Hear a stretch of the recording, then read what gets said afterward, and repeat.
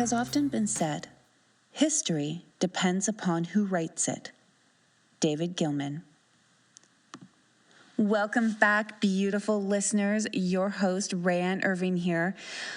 Oh man, have we brought you the goods today. My friend, my sister of the street, Jaimee Johnson. Jaimee Johnson is such a badass, you guys. Oh, she is a lived experience expert on urban domestic sex trafficking. She is the CEO and founder of Sisters of the Streets. She also holds the title of mother, motivational speaker, advocate, first responder, consultant, social media marketer, entrepreneur, and activist. And she didn't include it in her bio, but I'm going to go ahead and put it out there. She is one badass motherfucking friend. I mean, Jaimee will go to the ground for you. And you heard it here first. Woo, this girl is fire, you guys. In this episode, Jaimee and I discuss and demystify, well, we don't. Jaimee does. Pimps, tricks, love, and the life. We also cover the creation, vision, and impact her organization, Sisters of the Streets, makes in the lives of those impacted by exploitation and sex trafficking. And we cover socioeconomics and identify solutions to help transcend healing journeys. So you guys strap in, because Jaimee's a powerhouse, and she brings us all the goods today. So fellow Hollow's going to bring us in. I'm so excited. I cannot wait for you guys to hear this episode. Jaimee Johnson.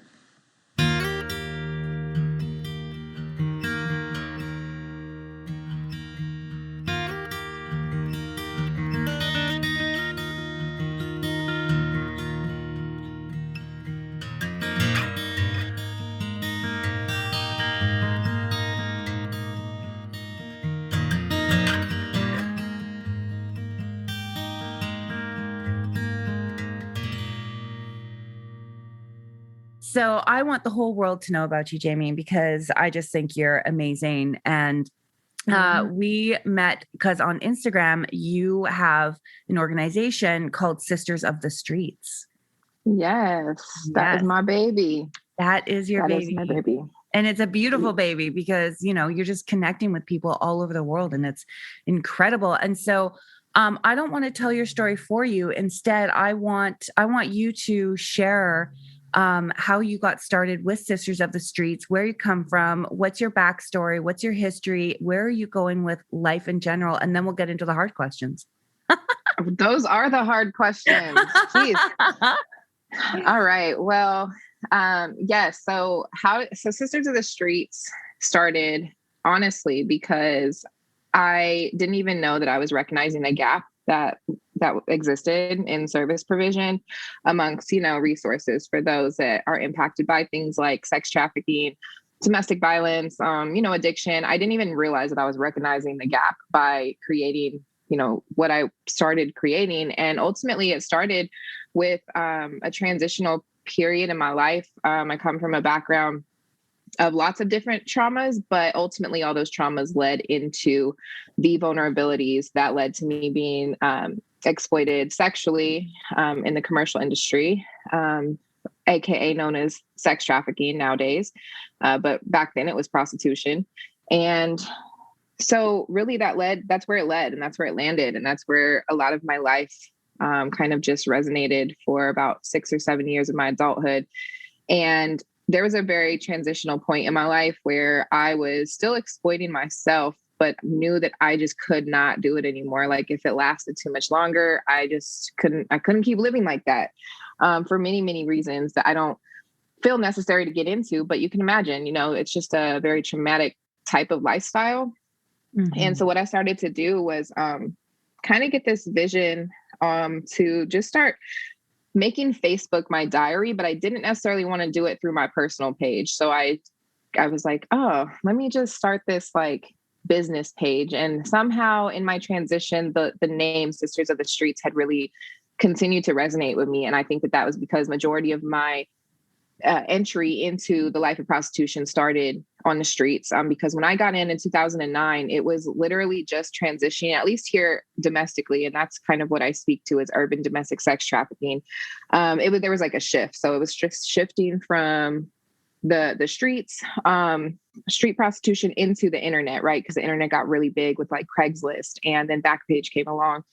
And so I was right in that middle transition part. And I was just like, I want to stay connected with the people that are still out there. Because I met a lot of really great people out there, met a lot of really shitty people out there too, but I met a lot of really great people. And so I wanted to stay connected. And then I was so focused on the woman aspect of how prostitution impacts us. And so that's kind of where Sisters of the Streets stem from, the name.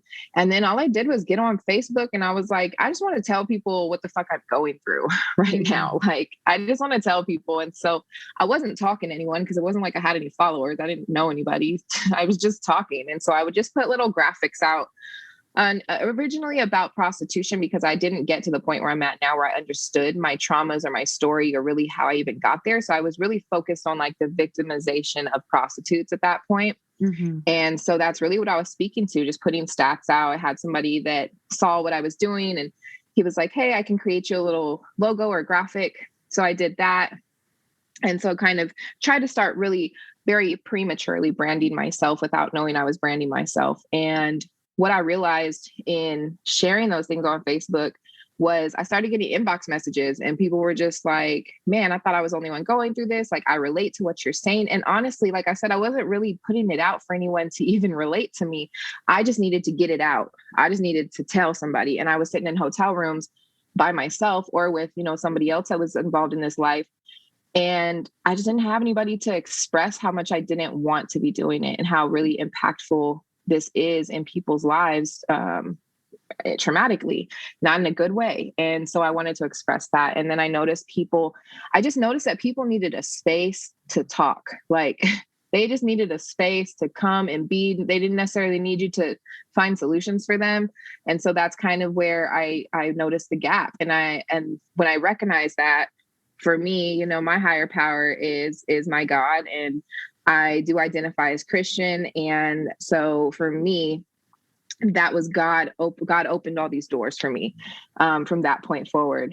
And that manifested into just where it's at now, continuing to recognize the gaps that exist and meeting people where they're at, not forcing people to come to where you are.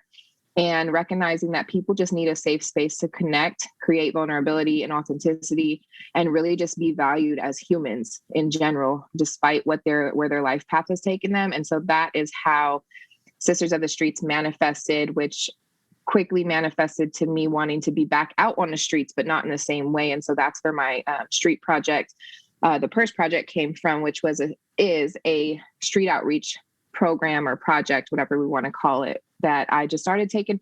I just did it. I just started collecting purses. Women love to give purses away because they have so many. So I was like, hey, put them to good use. I filled them with stuff that I thought that could have been helpful when I was out on the streets. And I went out to connect with people, to be like, hey, like, I used to be out here a couple weeks ago or a couple months ago or whatever. And I just want you to know that, like, I see you and I value you. And if and when, like, you do want to transition away from this, like, I would love to be a part of helping you walk with me, not because I'm there, I haven't arrived, but I would love to walk with you to figure out how we can do this together.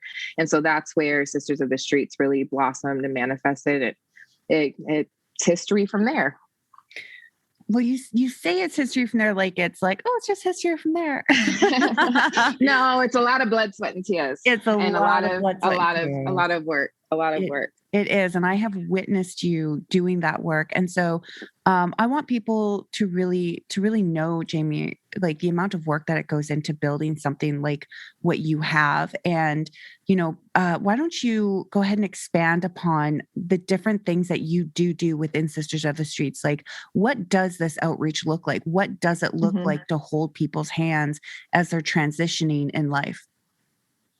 Yeah. So I always say that we are an empowerment organization. And I say that because I believe that the solution is going to always come from within, right? Like, we can have every opportunity in front of us. We can be presented with everything that we need on a platter right there to us. But if we are not recognizing that we desire to shift or change anything within ourselves, ultimately that manifests into our life.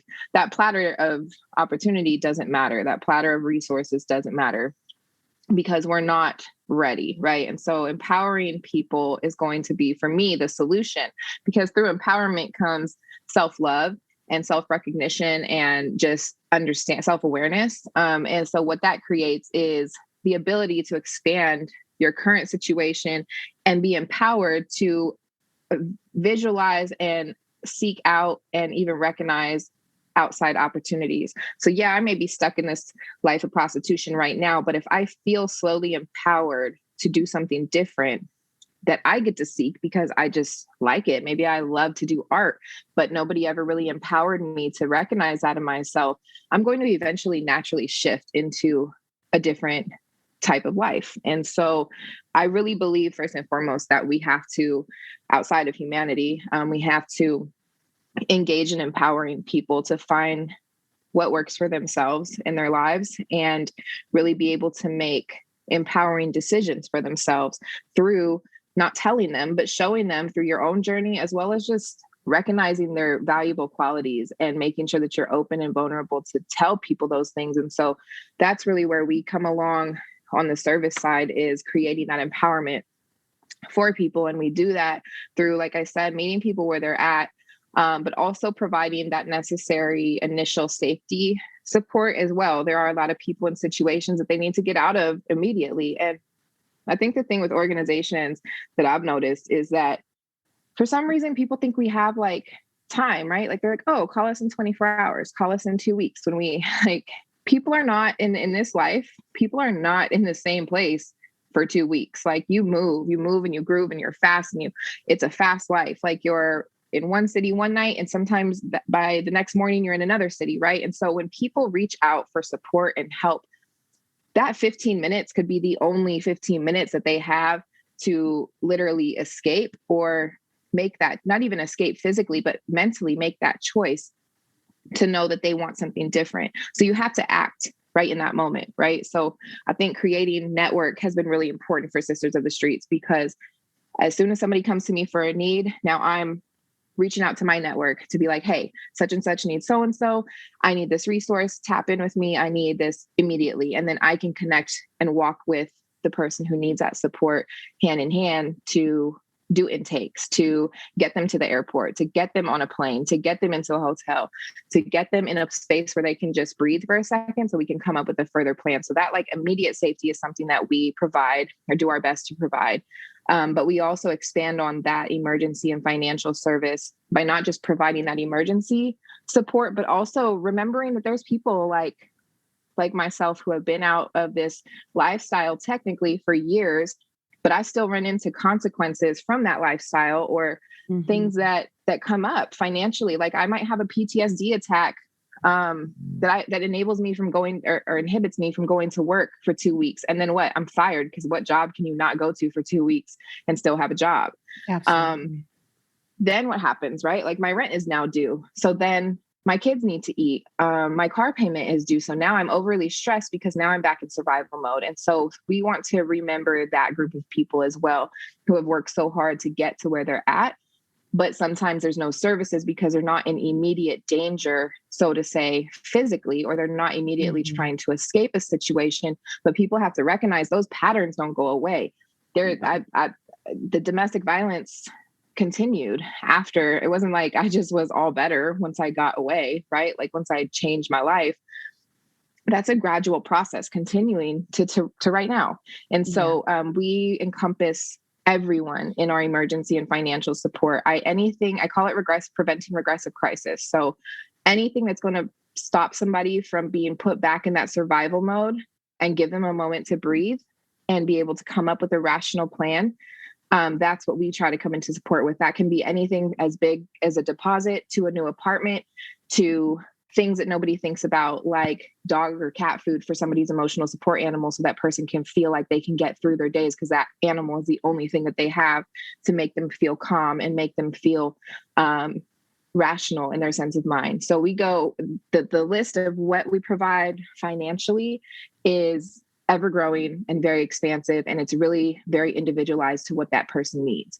And so that's our most requested service. I know it's a super long-winded answer, but I like to explain that because I don't think people understand the regressive part of our the regressive part that needs to be paid attention to in order for us to heal, right? Like we can't be in survival mode and move forward. It doesn't work. It doesn't work at all. Jaimee, I love that you brought that up. And, and so I'm going to give our listeners a little bit of context to that because, I'm an open book as well. And, that I 100%, even now, however many years out of the game, like starting this podcast kind of idea, like, when I get triggered and when I go into survival mode, you know what I mean? Like, guess what? This podcast went on hold because I couldn't go out and go to work in order to pay the producer, in order to, take the time to be able to do it. Right. Like, because my money had to go to my service dog. Right. And it was like, there was like a day or two there where like, I'm like, oh, well, I guess I'll eat this banana, but I'll have to wait to go grocery shopping, because my dog needs to eat or my horses need to eat. And that's even with, a slew of supportive people around me, because there's also that shame that comes with that PTSD where like, you don't want to burden people with your struggles, and so you kind of turn inwards. And so for those people that have you there to reach out and say, hey, I'm struggling and I'm scared. And if this goes down, I'm not going to have these options. I'm going to have to go back on the streets. I'm going to have to put myself into a position, where I'm going to slip up and maybe go back down this rabbit hole and not sure if I can make it out again. So it is so incredibly important that there is somebody like yourself out there, catching people as they fall, and not even fall, but as they trip. Right. And the empowerment aspect that goes into them being able to have space to recognize that, I think is also why I love it too, is because you get to honor that person for recognizing like, hey, like kudos to you for recognizing you're about to like fall, right? Like, but you're catching yourself, and then not only catching yourself, you're being vulnerable enough to reach out to somebody to be like, look, this is what it is. And this is the rabbit trail that can happen because we don't know when that time that somebody may need to go out and get some money real quick to pay their rent. But what if that time is the time when that trick decides to trip out and kill them? Or what if that one overdose or relapse is the relapse that kills them? Yeah. Or what if that situation or that scenario is that one time? And so I think that preventing that altogether and the ability to expand on what services need to look like, because we have this very very boxed in idea of what immediate needs are. We, clothing. Yeah. People need clothing. People need housing. People need all of that, but we're not expanding that. Like we've been able and blessed to provide services where we actually got to pay so somebody could get a service animal, and that relationship that they were able to build with that dog and the process that came after that for them, every time that dog saved, not necessarily saved, but empowered that person to be okay through these PTSD attacks, through these traumatic events, through those bad days, every single time that trickles back down to the fact that we just got to make that connection and be able to think outside of the box and see and hear people and what they need. That's really what it's about, hearing people, what they need. We've been able to put brakes in people's cars so they can get to work. And so their kids are safe in their car, driving around from school to school to school. We've been able to put groceries in people's houses. We've been able to buy supplies for people to enhance their own businesses because they're doing well, but they come into a rut where they're like, damn, a pandemic, hello, like I'm broke, but I don't want to just let my business go to shit because I worked so hard. But I need these materials and I don't know how to get them because I'm not getting any revenue through the sales because I had to halt, right? And so being able to come in and be like, okay, what items do you need? How can I help support you to get started so you can then be empowered to continue your business, and you don't have to feel like a failure because you had a set of circumstances that were out of your control, and you don't have to feel like you have to go back to square one. Like we can catch each other in square 3, 4, 5, and 6 before we have to go all the way back, right? So that's really where that aspect comes from. And it sucks that we have to go so deep to explain why we need those things. Right. And I think that's whole nother conversation in itself. But we're blessed to be able to provide that, and shout out to everybody who has been, when I say I have some amazing like donors and supporters, like literally you guys, I've been running this emergency service for 4.5 years. I've been funded through begging Facebook. Like literally it's been me posting posts on Facebook and a lot of me networking and getting small little, donations here, grants here. But the people that donate, they've been donating for so long and I can depend on them because they see the results and the need of where their money's going. And I think that that's so valuable too. So I just appreciate everybody that always consistently shares my posts when I'm asking for hotel money for the night for somebody, or really understands the vision that I'm trying to create with this service, specifically the financial service. And we couldn't do it without people donating, and it's all been privately funded. So I appreciate that to everybody and anybody that ends up listening to this, that they know who they are, and I appreciate them just so much. And I know the people that we get to support appreciate them. So I think, well, I mean, I tell you all the time, but I'm going to say it here again. I mean, I think that what you're doing is so magnificent and important. And, and I look back and I think, like, even when I had exited, if I would have had somebody to help exit right when I was ready, you know what I mean? To like intercept right when I was ready. There might've been a few things that were different in my life. I won't go into now, but I firsthand 100% know the difference it makes between having to wait a week and having to wait 15, 20 minutes, and like you were saying with those organizations that unfortunately, it takes them time. It takes some time to put things together. And, we don't always have time when we're out on the streets, right? Like we're too busy trying to like duck and run, to avoid being killed sometimes. And so your services is so important and so very much needed. I want to actually shift this conversation into something that you and I talk about on a regular basis, because this is something that I've danced around as far as a topic goes. And it's an unpopular opinion, maybe.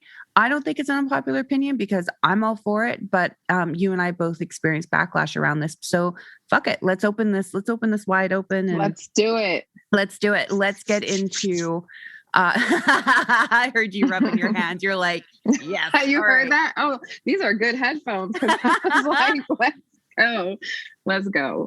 Okay. That's funny. You know what? Like we're really like, let's get into talking about Johns and pimps and exploiters.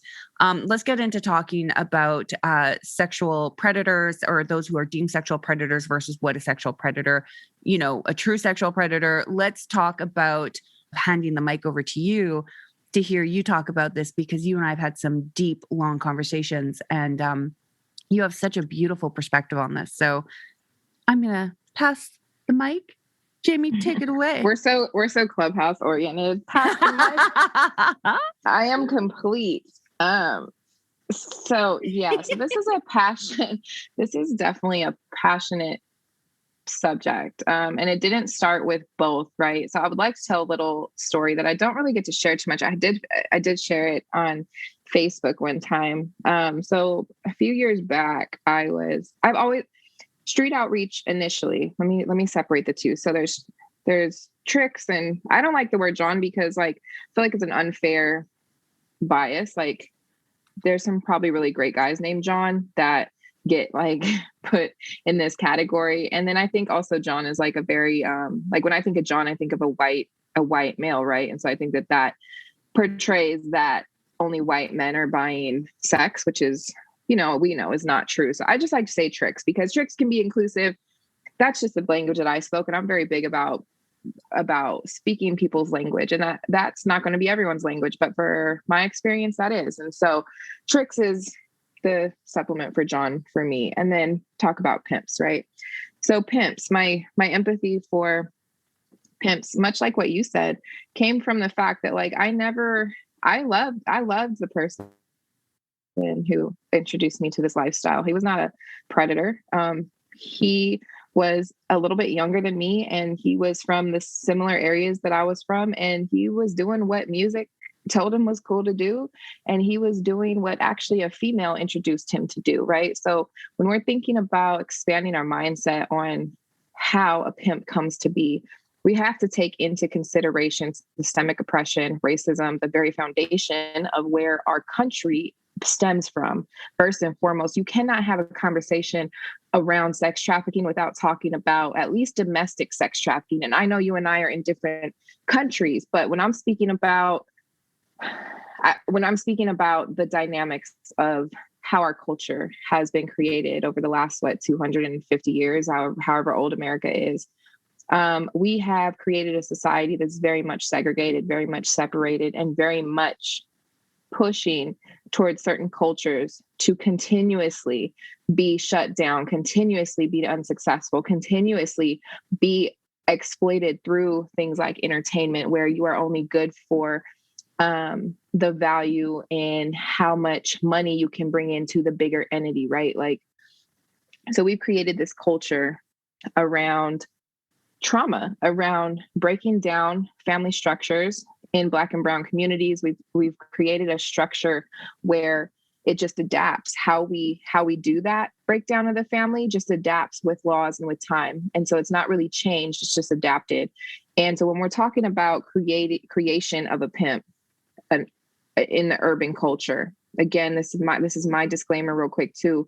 This is my experience. This is the population I'm speaking to, is not human trafficking in general, right? Like, this is not me talking about this is how all human trafficking happens, because everybody has way different experiences. I am only an expert on my life experience. So I do want people to take that as well. What I say is not law. This is just my one part of it, right? Like, one part.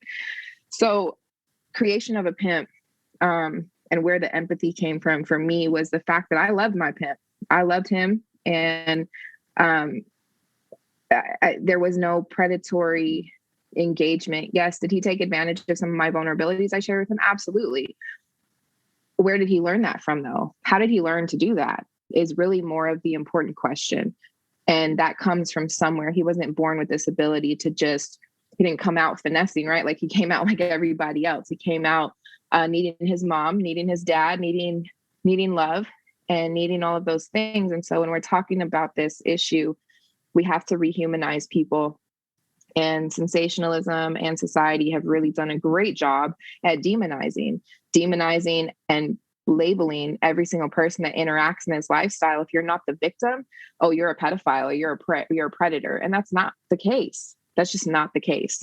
And so fast forward, when the anti-trafficking movement kind of pushed their narrative on me to be victimized, be in my victimization, which I was victimized. I don't want to negate that.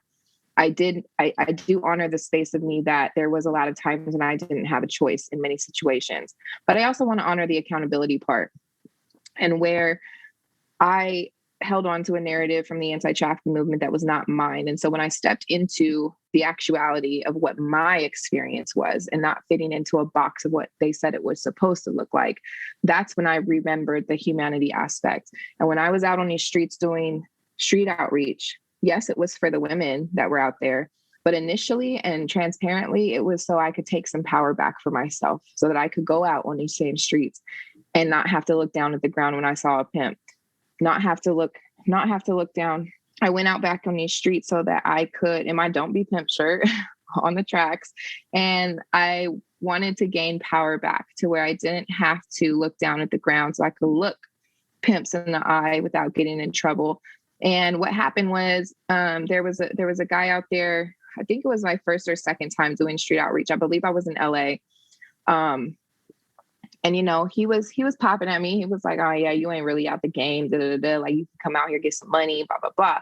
And so when I said, "No, but I could pray for you." And he was like, "Yeah, whatever." And then I walked a couple steps away, and he was like, "Actually, like, I'll take you up on that prayer." And so we went back, and I held his hand, which was super, like, a lot of emotions, right? Because in my mind, a pimp was an enemy to me at that time. A pimp was somebody untouchable, like, I couldn't connect with them. And we held hands, and he told me that his mom was sick and his sister was out there being pimped on, and he couldn't do anything about it, and she was being abused, and he just wanted prayer. And in that moment, that, like, energy exchange, I remembered that pimps are people too. Pimps are human. Pimps are somebody's son or daughter. Pimps are somebody's brother or sister. Pimps are somebody's mother, father. Like, they're people, right? And that's what happened in that moment. And we prayed, and that really started shifting my ability to bring the conversation forward early on of remembering humanity and remembering to see the very connection in the person that we think we're most disconnected from. And so from then on, God started opening pathways to be able to talk about these things and connected me with Armand King, who is amazing and does so much amazing work with Paving Great Futures and comes from a background of pimping and lots of other things as well, right? But the pimping title for some reason sticks with society because pimping is so interesting to people and so glamorized. And so that's where my empathy with like pimping and like that whole aspect came. Now over to the tricks, that took a little longer. I'm not going to lie. That took a little bit longer for me. But long story short, I got asked to come speak at this conference called Awakening Colorado very early on in my healing, very early on in my advocacy. And I went up on stage and I shared my story. And right after I got off the stage, which by the way, I broke down like blubbering mess in front of hundreds of people on this stage, right? Just telling about how God's mercy had just saved me and how I was so thankful that I was where I was at. And after I got off stage, this guy starts walking up to me and he just shares, he's like, I was all the way in the back. And when I say we were on a field, right? Where like your voice had to carry. He was far, far away in the back. He's like, I heard you sharing and I literally got pulled to the stage, like pulled. And he's like, looking me in the eye, which we were just talking about this, Rayanne, this morning in our group. I have a problem with eye contact.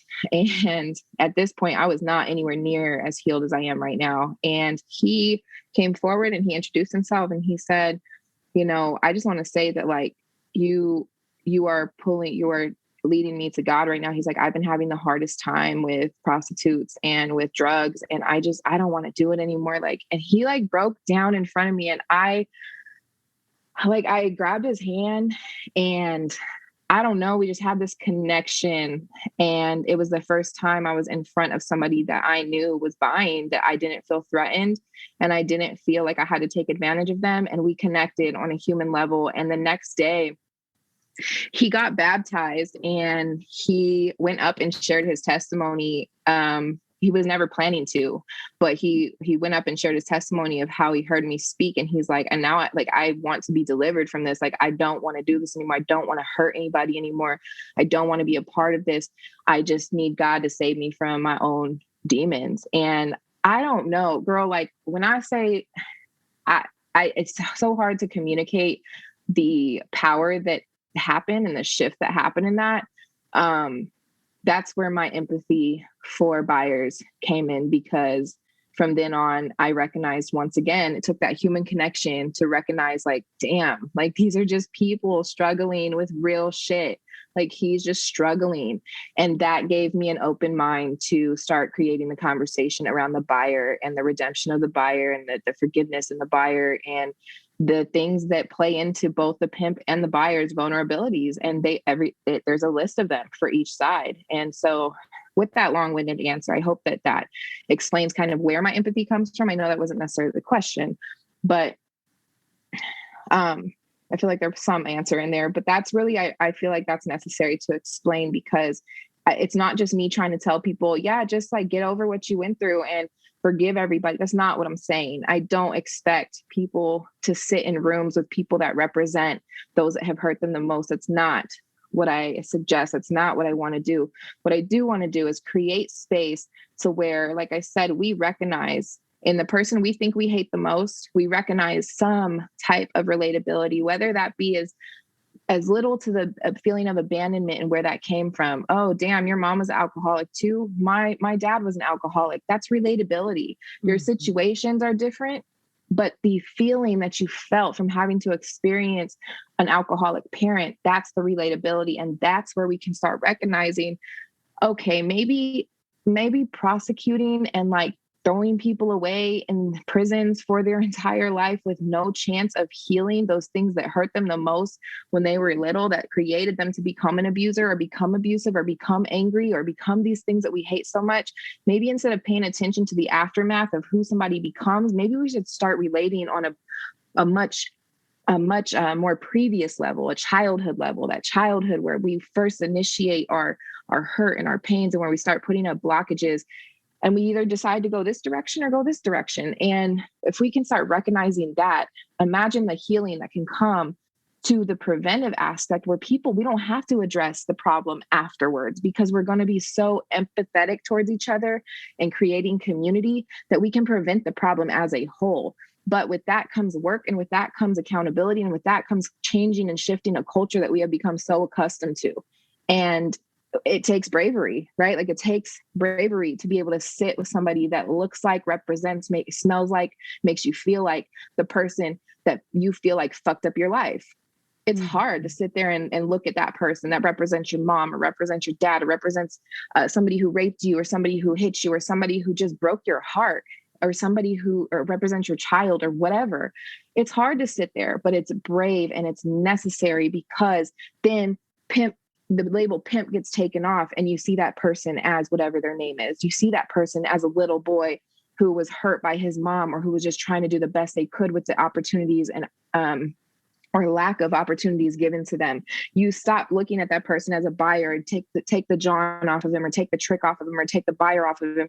And you look at him or her as a person that was just pained and didn't have any outlet for their emotional needs and their stresses, and adding in what pornography introduced them to at a very young age, and them not knowing where to go left or right with that information. You start recognizing the person. And so I hope that goes into where you were trying to go with this conversation. It's hard to stop talking about it. It's just very heavy on my heart, and God keeps opening doors to create these conversations, as much as I don't really want to, because I know I'm going to get backlash for them. They're necessary, right? So did that answer your question? Jaimee, you took this even beyond my wildest hopes and dreams. I mean, you just articulated something that's also been on my heart forever, and I think that it's one of those things where those that haven't lived the life that you or I have lived, it can be really hard for them to understand where our compassion comes from, because we were just talking about, you have such a beautiful room in Clubhouse, and it's the 31 days of healing. And, we were just having this conversation about, what are we grateful for about our body, and what are we grateful for about our personality? And we were just speaking to this morning, like you said, about, maybe not being able to make eye contact, or, I spoke to being able to feel again. Right. And there's this part of us that can turn off, and we can, just switch off our humanity when we're in survival mode. And when we have to turn that back on, you have to dig deep, you have to go through the rubble. But to be able to recognize and have compassion for yourself means that it leaves you incapable of looking at others with judgment, And so we're not talking about accountability. We're talking about, seeing through the depravity of grief and of pain and of anger, and seeing through all of that, through those actions, to see the soul and the human and the heart beneath it, and to recognize that person, we could have been them. And that's something that I say about, even one of my own sisters. I have a biological half sister, and, we don't talk, we don't converse. We don't have a lot to say to one another. And yet I look at her and I say to myself, I go, I was her. I could have been her had life not taken me in a different route. And so how are we not one? Because that could have been me. And so to understand, where she's coming from, that's important. You know what I mean? I'm not saying that you have to let those people, ride shotgun in your life, and, you can't allow their projection of their pain onto you to control your actions. But I'm saying that you can look at them, and, you can love somebody unconditionally. And I say that quite often. Love is unconditional. Friendship comes friendship has a price, and the price of friendship is respect and trust. But love, that shit's unconditional. And so to look at somebody and to humanize them and to understand that they have their own trials and tribulations that have led them down the path that they're on, and that we are all just trying to walk each other home and help us to discover, to make ourselves better. We're all just trying to become better people. Some just aren't as consciously aware of it as we would like them to be, right. And they're still in their pain, lashing out and hurting people. That's why conversations like this one are so important. The conversation that you and I are having right now, right here, and sharing that with the world. And so people understand that, like, listen, we've been through it. We've been through the rubble. We've walked through hell, and we're still in it. We've still got our fingers and our toes and all those honeypots. I'm about to say, Lord knows there be days. Yeah, right. So I just think it's so important. And I mean, if you're willing, Jaimee, I think a relationship that you have in your life right now, I admire it. I think it's beautiful and it resonates with me. And I would love for you to talk about your relationship with both Armand and Corey, if you're willing. Yeah, sure. Shout out to the bro, Armand. We do a lot of amazing work together. And honestly, I think I had shared with you, he was my first introduction to what a platonic relationship can look like with a man, especially a black man, and then a strong alpha male, right? Because I'm an alpha female in many aspects. And that what he represented, right? What Armand represented, I've shared this with him, what he represented, what was supposed to be negative in my life. I was supposed to hate what he represented, right? I was supposed to be mad at what he represented. And then I heard him and the people that he works with, the people he's grown up with, Armand expresses to himself out of, I think, 8 of his friends, him and one other are the only ones still alive or mentally sane enough to say that they're alive because of the traumas that came with the lives that they were literally forced to live until they went through it and then decided to come back into the hood and tell people that there's other options, right? But it's not like someone's coming into the hood to tell people there's options before they happen. It's always people from these areas, from these marginalized populations that have to go through it, decide to get through it, decide to come out on the other side, then go back and then pull people out, right? And that's not how it should be happening. And when I heard him and his friends in this message, it was a random YouTube video that someone tagged me, and I think I was like, oh man, I gotta meet this man. This is dope. What he's doing is amazing. He was speaking my language. And it was the first time that I was like, damn, there's other people where I don't have to monitor my language. I don't have to change my language. I don't have to say human trafficking survivor. I can say hoe or prostitute because that's what I identified with. And it was someone speaking my language that then our connection built. And now we're writing a book together on transferable skills. We do trainings together that bring real and rawness of both sides of this story to where neither one of us are demonizing the other. We are just telling like you said, these are my homeboys and homegirls that I grew up with.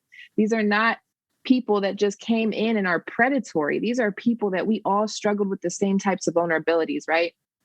And so he introduced me to that representation of what a friendship can look like and what you really can, the power that comes in sharing your stories and contrasting your stories and not demonizing the other party or blaming the other party. And so Armand he knows that's my dog. He knows, I get to inspire him through tech. I'm a texter. I like motivational texting. So I text, people randomly and it's always on point because I'm listening to where God's telling me to go. Oh, so-and-so needs this message. So-and-so needs that message. And I've been able to pour into him and he's been able to pour into me. And it's just amazing the work that we've been able to create together and the way that we're going to be able to create solutions for people through things like the book, From the Streets to the Suites on transferable skills. That's providing a solution, right? When we're talking about, we hate this issue, we don't want people to do it. All right, but what's the solution? And part of that solution is introducing people to the fact that, that they have other opportunities and that they already have everything that they need, right? The streets give us a mad set of skills that is very much beneficial in the business and corporate world. We just don't know it because we're using it towards illegal things, right? So take somebody to come in to be like, you know, that you got really mad customer service skills, right? Like, you know, you could go sell anything to anybody. You just need to transfer what you're selling. You know that you have entrepreneurial skills, right? Because you know how to run a business because you've done A, B, and C. Now let's transfer that into the corporate world. And so bringing that recognition to people, as well as preparing them for the possible triggers within the workplace, and sharing our personal journeys through our experiences in the nonprofit world, in the business world, all of those things is going to come together for a book of solutions where we can now introduce this book into prisons. We can introduce this book into halfway houses. We can introduce this book to case managers and therapists and people that don't know what direction to go with certain populations. And this is a tangible tool to help people move forward in their life, right? And so things like that I've been able to create with Armand, our podcast, and just the topics on there where we get to feature people that come from the streets and have made it to the corporate suites and are really just like using that hustle to do better and create solutions. And that is what Armand brings to my life. And I am just so forever grateful for his friendship and the work. Man, if y'all check, just Google Paving Great Futures and look at the constant work that they're doing. They're an amazing organization, and they are not about recognition. They are just doing, they are being the Calvary. They are being what has to happen for solutions to change, right? And so the work speaks for itself. He's also got an amazing book called Raised in Pimp City that really breaks down the historical factors of where pimping and prostitution stemmed from within marginalized populations. So definitely suggest to go cop that book. Some of those proceeds come back to Sisters of the Streets, even because that's where partnership comes from, right? So it's super dope to be able to connect with somebody like him and see the bravery that he has to be able to come and be authentic with young men and redefine what is cool, redefine what's gangster, redefine what it means to be a good man, right? And so I just value him so much and value our friendship so, so deeply. And I will have his back to the day I die. Some of the survivor community knows I've taken shit for it, but I don't, because it's what's right. Like, it's what's right. He is a person. He has a voice that is powerful, and that needs to be empowered. And that is part of the solution. So that's Armand and I in a gist. That's my bro. I love him so much and appreciate him and everything that he does for himself and for the world. So that's Armand. Corey, that's my love. That's my heart. And that's my, that is the person I'm going to spend the rest of my life with. And our relationship, it's difficult to talk about only because his story is his story to tell. Right. And so we have our separate stories and then we have our story together. And I guess what I'll say comfortably, not because I'm ashamed or embarrassed, but because, like I said, his story is his story, and I would love him to be able to share his own narrative. So we might have to come on a podcast together once he's home. Yes. He's currently incarcerated. That would be amazing. He's currently incarcerated, serving a 10.5-year sentence for things that are, involved, that stemmed from him being in the lifestyle that we were in. Yes, he was my pimp at one time. He was actually the person that introduced me to that lifestyle, and he is who I speak of when I say I loved my pimp. I loved him as a person. I still love him even deeper today. God had to work on us in different ways. And Corey's stubborn. So Corey had to be sat down for a minute. And the way that God sat him down at first felt like a punishment for Corey. And I can speak to this because we discussed this. But Corey knows that this was a blessing, because Corey has grown into like such an amazing man of God. He leads me back to God all the time when I am, can you still hear me? I'm sorry. You are sounding beautiful and articulate. Perfect. And just amazing. Keep going. I'm enthralled. Okay. One of my headphones went out, so it's being a hater. Corey is an amazing man of God. He is a strong alpha male that really allowed a system that is set up against him to make him fail. He took what the system is supposed to do. And he did it for himself. As we know, they call it the rehabilitation system. It's not. It's a system to keep us stuck in the system, and it's not there for our benefit. It fuels mental health. It fuels addiction. It fuels trauma. And our system here in the United States is not set up for success. But Corey decided to make it successful anyway. And I'm so proud of him for that.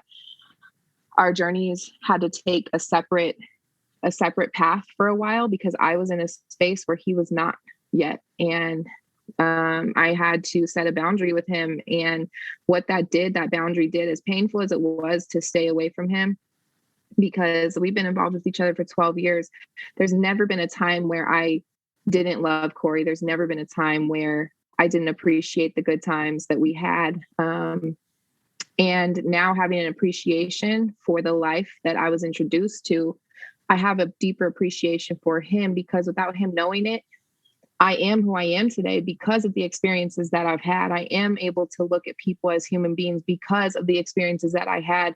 And I would have not have had those experiences had it not been for him introducing me to this and us going on this journey together and coming out the other side. And we're not even out to our full potential, like the life that we're going to create, the life that we have envisioned for ourselves, and then being able to bring that together and how beautifully it just fits into place.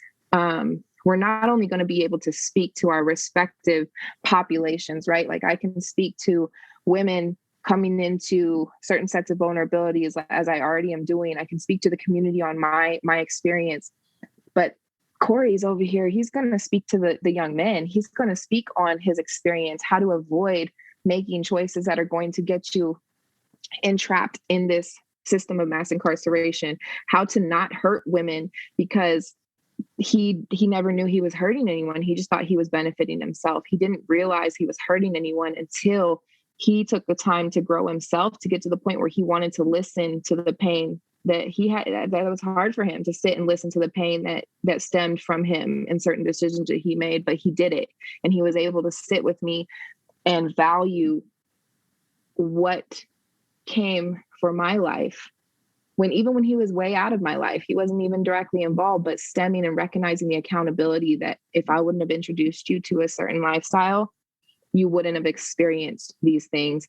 And so for that, I'm so sorry, Jaimee. And I just want to do anything in my power from this day forward to make you feel the exact opposite. I want you to feel valued. I want you to feel loved. I want you to feel heard. I want you to feel just empowered. I want you to know that you are deserving of all those things. And I want to be the person to provide you those things. And that's the type of man that he is now, but he had to go through his journey to get there, right? And there's a whole set of traumas and triggers and things that he's had that by him sharing and me being willing to listen, I've been able to create this idea around empathy even deeper, from understanding that we're all just sitting here trying to figure out our triggers. Like we're all just trying to sit here and figure out how to move to the next day without messing it up too bad. Like we're all just trying to get through our journeys.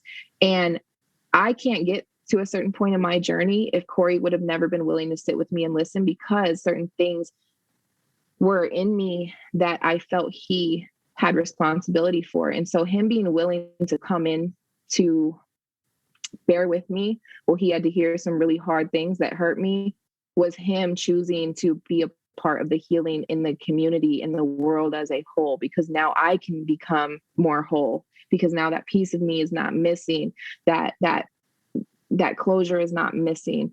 And also we get to come together to create a solution for people that live similar lives as us. There's a lot of people that have babies with the people they were in the game with. There's a lot of people that come out and get married to previous customers. There's a lot of people that come out and are best friends with their ex-wife-in-laws, or they were in the game together and now they're best friends and they don't know how to adapt to being able to talk about that friendship because society is viewing them in a certain way. So there's no open space for them to be safe to communicate that. There's a lot of people that married their pimps, or a lot of pimps that married their hoes or their bottoms, and they don't have a place to come and talk about that because there's a stigma on what that looks like. And people are going to assume that you're still doing it, or you're still doing this, or still doing that, not recognizing that people grow and people change. And Corey and I are in love. We are going to get married. We have a family. This isn't like a trauma a trauma bond. It's a fact of like, we grew up together, like we healed traumas together. We are wanting to change the world together. And I just am so grateful for him and the place that he is in my life. It helps me hold myself accountable to where my crazy is at, to where I still need to grow, because I'll be tripping. Let's not get it twisted. He's, I trip. And for that, I just see so much beauty in where our ministry is going to go, and where us healing males and females, as well as coming together to give people that safe space to say, like, this is our past, this is what we're dealing with. How do we have a successful family structure? How do we have a successful relationship after incarceration, through incarceration, after the game? How do we be healthy for each other? And we want to be a part of creating that space for people, as well as providing opportunities through our business, endeavors and things like that, which we can always go into another time when he's home and ready to talk for himself. But that's Corey and I's relationship. There's much deeper aspects to it, but that's the surface part. So thanks for asking that and letting me kind of get that out. I just love y'all so much the more for it, to be honest with you. Like I just do. And, I look at the way that you guys are standing in your power together. And I think that that's something that is what being in relationship is. Being in relationship, being family, being a soul tribe. That is, we're going to hurt each other. That's just a fact. I mean, there's just no getting around it. Like, we are never going to be everything. We can't be the one thing the everything that one person needs. It takes a tribe to build us, and to hurt each other, but then be willing to come back and sit in that and, hear that and then heal from it. That's empowering. That is growth. That is relationship. And and it ain't easy. I'm not saying it's easy, because Rand, you already know I'll be tripping. He be tripping. I'm just like, look, we're just tripping over here, but it's worth it. It's worth it. It's worth it if it's authentic, and it's worth it if it's genuine. And when you know, right? Like, when you're connected with somebody, you just know. And regardless of if Corey and I were romantically involved or not, or whatever, that is still, he's my best friend. And, Ebony, shout out to Ebony, you are my bestie. But Corey is like my best friend intimately. Like, we know each other in and out. He knows me better than I know myself sometimes. And if nothing else, I will always be a support to him and believe in his dreams, because he deserves, after giving, addressing his mistakes, he deserves the chance at a life. He's already given 10 and a half years to the system. He deserves to come out and be able to have a fair chance, not a chance where you got to come over all these obstacles and hurdles. Like, he's already paid. That's the purpose of a sentence. You're supposed to be done paying for your crime after you serve the majority of your adult life. He went in at 20, almost 22. He's going to get out at 33. That's a long time. You shouldn't have to continue to pay once you come home. You should have an opportunity to thrive and be a part of the community in a healthy way, right? And that's a whole nother show to talk about how that's not the case. That's not the case. You continue to pay for the worst thing you ever did in your life. No matter if you heal and you decide to heal the community as well, you still are going to be identified and paying for that the rest of your life. And that is unfair in our culture, in our community. So if nobody else believes in him, I do. I know his mom does, for sure. His mom's his ride or die. Let's dig into that a little bit. Let's dig into, punishment versus correction and accountability, because I think that that's something that's really not discussed enough, especially, when you come from a background such as yours or his or mine.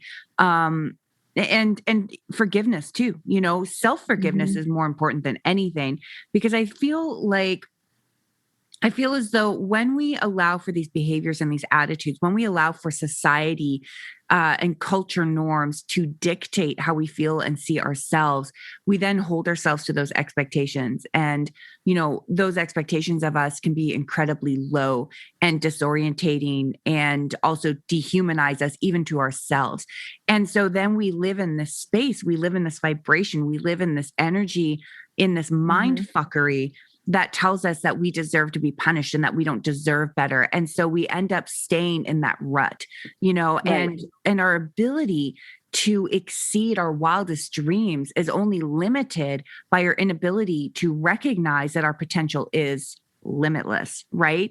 And Right. so when we hang out around people, because we think that we deserve to be punished because culture or society, or maybe our familial relationships have dictated to us that we are undeserving. And so we have this unconscious belief that we are not worthy of living a better life, and that we must live in sin, that we must, or not live in sin, but that we must repent for these sins, that we, are incapable of becoming better, and we deserve. I think, what was it? I've been reading this book called The Caste, or not The Caste, Caste, and they talk about in India, I think it's the Untouchables. I'll have to double check back and maybe even edit that. But these were people that, you weren't allowed to interfere with, and that they were living out a past life spiritual designation that they had done something wrong, and that they were not worthy of being helped. And so I believe it was Martin Luther King that brought that into America and they spoke to it, and to recognize that, the society and the culture of the streets is very similar. And so I believe it was called that they were referred to as untouchables. And it's no different than here, where we hold people at this station, at this level, and we don't allow them to rise up. We don't allow them to do this, because it also gives, and then get mad at them for, it's this for false being sense stuck of, in that cycle. Yeah, well, it's this false, just this false sense of power. It is this self-righteousness that allows us to place ourselves above others. But I really feel like that has to do with the fear of recognizing our own vulnerabilities and our own toxic behaviors, right? And so I look at that, like, when we don't allow other people, but also, and I speak to this heavily, because I've lived and experienced this, but other people's inability to see our worth really also stems from the validation of their own behavior or actions towards us. So I think that it has a lot to do with identity and cognitive dissonance. Like, people that cannot see that we've changed, or that we're working hard to change, or they're not willing to witness our growth, and they're not allowing us to have a new space in their life, or see us from a lens other than the character or the plot that they have given us in their life, stems from their own inability or unwillingness to look at the cause and reaction of their own pain and their own influence in our lives.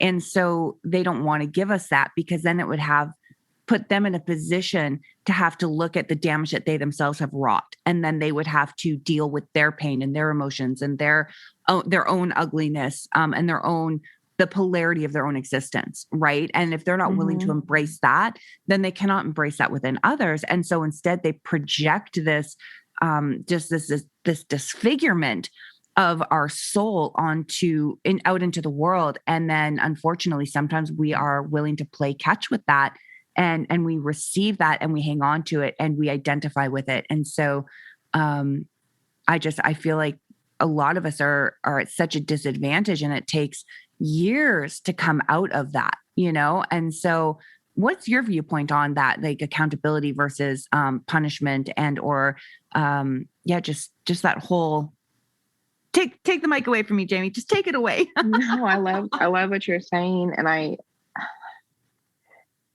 think I think as individualized as what I'm realizing is that what needs to happen, and I don't even know if has the ability, right? Like, first and foremost, we know we have to have law and order, whatever, but yeah.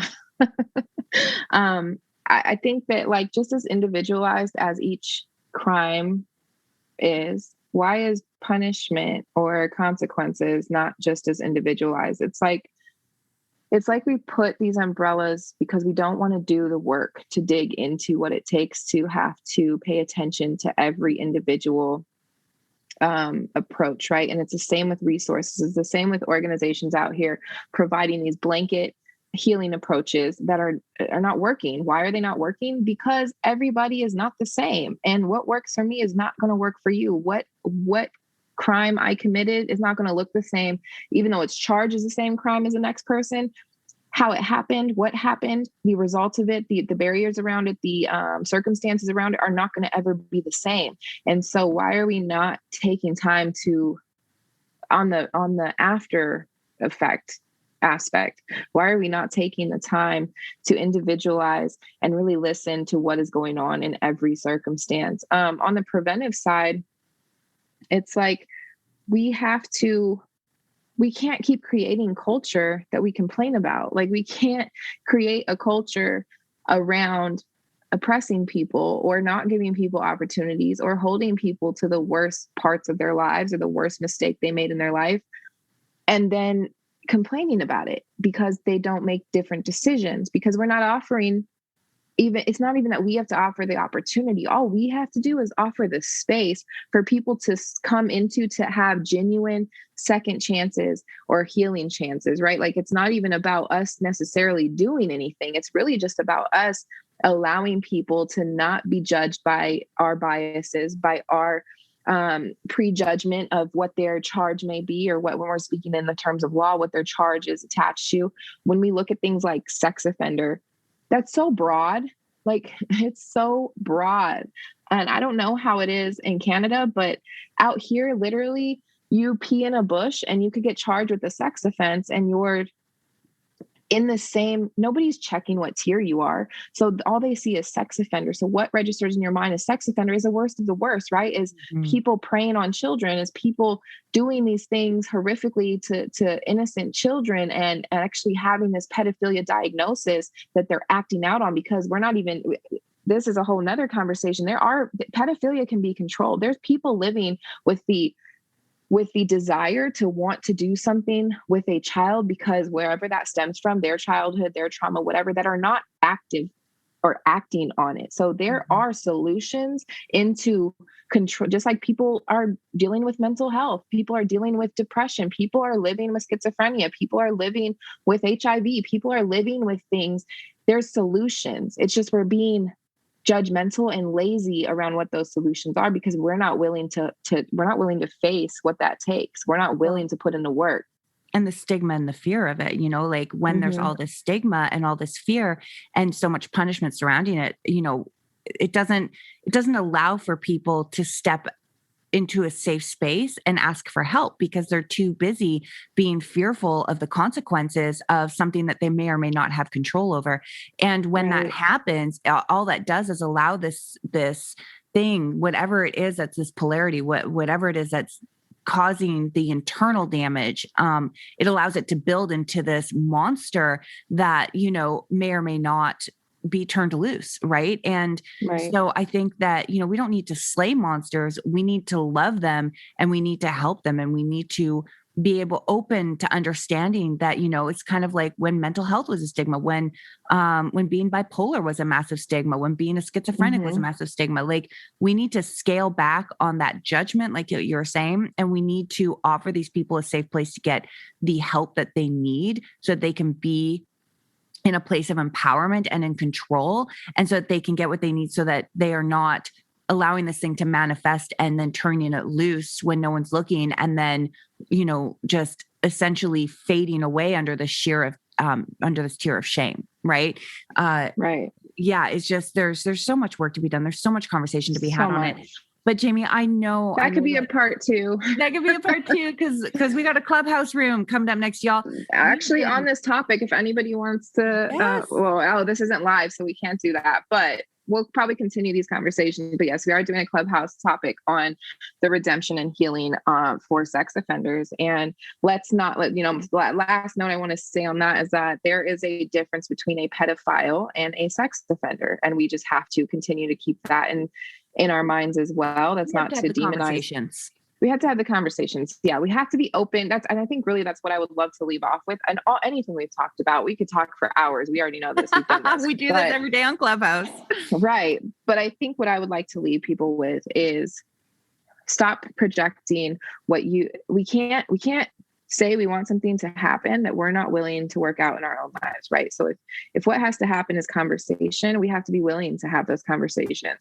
So we cannot keep demanding things change without us first choosing to change. And what that change comes from is whether you think you have a part in any of this or not, you do, because we all have biases, we all have prejudgments, we all have some form of that bias in our mind. Like we all hold those because we're human, and that's okay. But what's not okay is when we pretend that we don't and are a part of fueling issues like the ones that we're talking about. So just be willing, be open, be willing. You don't have to change your mind, but be willing to expand your mindset on the fact that your experience and your opinion is not the only one that exists. And it's possible that we're all right. It's possible that we all have a part of the solution, right? And so being open to that conversation, or even open to the fact that conversation has to happen. You don't even got to be part of the conversation right now. Just know that the conversation has to happen. So those of us willing to have these conversations, you're not shutting that down. That's being a part of the solution. Addressing your biases is going to be so important, and giving people grace and opportunity to show where their life path and their healing journey has taken them. Everybody is deserving of that. And we do not get to dictate who is worthy of that and who is not. And so I guess I would just like to leave with that message of humanity coming back into our everyday lives, and starting with self, and starting within our own homes, starting within our own circles, and starting within our own respective lives, and just taking that and allowing that to manifest in a way of healing, which is ultimately the core of the solution to so many of the issues that exist within our communities and our world. Jaimee, I fucking love you. I love you too. And I cannot wait. You guys, for those of you who don't know, I know in the intro I already talked about it, but Clubhouse is our jam. So jam. Yes. Jaimee, where can people find you? I want them to know everything. I want them to be able to donate to you. I want them to be able to follow you. Sure. I want them to be able to buy your upcoming book. I want them to be able to tap into your upcoming podcast. I want them to be able to come and sit in our rooms on Clubhouse and just, be a part of the conversation, be a part of the solution. Sure. Give us all that. Where can they find you at? Sure. So the easiest way to find me is going to be through my website, www.sistersofthestreets.org. And all of my social media is attached to that: Facebook, Instagram. From my Instagram, you can find the podcast, which is From the Streets to the Suites Instagram, as well as our Facebook attached with the same name. So basically the platform, just hop onto my website.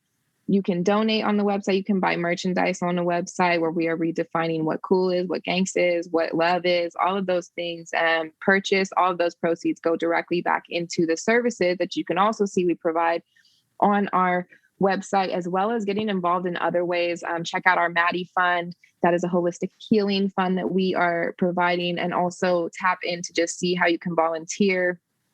All of that information is on our website. And from there, you can trickle into our social media, where then that trickles into other things. So also find me on Clubhouse @Jaimee, JAIMEE, JOHNSON. Join my club, Getting to the Roots, where we talk about really stuff like this. We talk about healing, and come follow me, come join the conversations, be a part of the solution. Just remember, there's no overnight answer. This is going to take all of us. This has taken a long time to build. It's going to take a long time to dismantle and rebuild. And so come and be a part of that now, so that we can be on this journey together. And yeah, thanks so much, Rayanne, for having me and having these amazing conversations consistently with me, and just building community with me. I just love you and adore you and everything about you. Oh, it's so mutual. And well, let's get off of here and let's go get on Clubhouse, so we can just keep pouring into each other. Awesome. Jaimee, thank you so much for being here. You guys, listeners, please give her a follow, give her some support, and also, send that donation, because Jaimee is doing the real. Yeah, we need the monies. We need the monies. You know what? It's that boots to the ground. And this is something quickly before we go, we are going to speak about. Again, Jaimee does immediate help. And I want to drive this home. Just give me 2 seconds. I want to drive this home. Mm-hmm. I reached out to an organization. As many of y'all know, my outreach, my youth worker, Pete, he was my very first guest on the podcast. And Pete was working for an organization. And yes, did they help get me out? Absolutely. But what you guys don't know, unless you read my book, is that week, I had to wait a week for them to be able to pull me out.